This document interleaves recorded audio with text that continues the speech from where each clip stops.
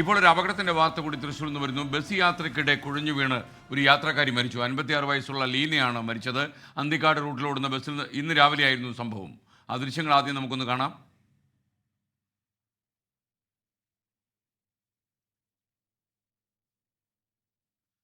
തൃശ്ശൂരിൽ നിന്ന് സൂരജ് സജീവ് വിവരങ്ങളുമായി ചേരുകയാണ്. സൂരജ്, എന്താണ് ശരിക്കും അവർക്ക് സംഭവിച്ചത്?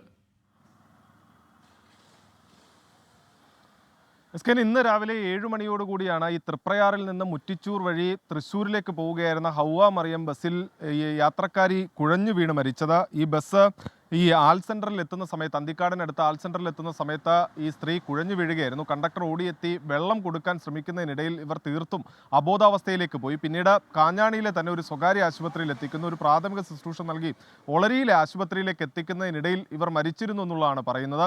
എന്തായാലും ഇപ്പോൾ ഈ മൃതദേഹമടക്കം ഇവിടെ നിന്ന് മാറ്റുകയും ചെയ്തിട്ടുണ്ട്. ആ ഞെട്ടിപ്പിക്കുന്നതിൻ്റെ CCTV ദൃശ്യങ്ങളാണ് ഇപ്പോൾ പുറത്തു വരികയും ചെയ്തിട്ടുള്ള സ്കേ.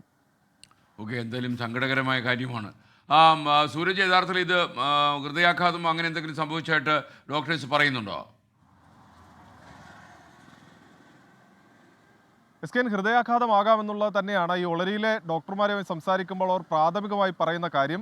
വിശദമായ പോസ്റ്റ്മോർട്ടം നടപടി അടക്കം പൂർത്തിയായാൽ മാത്രമായിരിക്കും ഈ മരണകാരണം എന്ന് സംബന്ധിച്ചുള്ള കാര്യങ്ങളിൽ വ്യക്തത വരികയുള്ളൂ. എന്തായാലും ഈ യുവതി കുഴഞ്ഞു വീഴുന്ന സമയത്ത് തന്നെ ബസ് കണ്ടക്ടർ അടക്കം ഓടിയെത്തി ഒരു പ്രഥമ ശുശ്രൂഷ നൽകുന്നതിനൊക്കെ ഉള്ള ശ്രമം നടത്തി. പക്ഷേ അതിനുള്ളിൽ തന്നെ, അതായത് പൊടുന്നനെ തന്നെ അബോധാവസ്ഥയിലേക്ക് പോവുകയും പിന്നീട് മരണം സംഭവിക്കുകയും ചെയ്തു എന്നുള്ളതാണ് നമ്മളോട് ഈ കണ്ടക്ടർ അടക്കം വ്യക്തമാക്കിയിരിക്കുന്ന ആ CCTV ദൃശ്യങ്ങളിൽ കാണാം. വളരെ മിനിറ്റുകൾക്കുള്ളിൽ തന്നെ അബോധാവസ്ഥയിലേക്ക് ഈ സ്ത്രീ പോകുന്നതും പിന്നീട് മരിക്കുകയും ചെയ്തു എന്നുള്ളതാണ് ആ ദൃശ്യങ്ങളിൽ നിന്നടക്കം വ്യക്തമാകുന്ന സ്റ്റേ.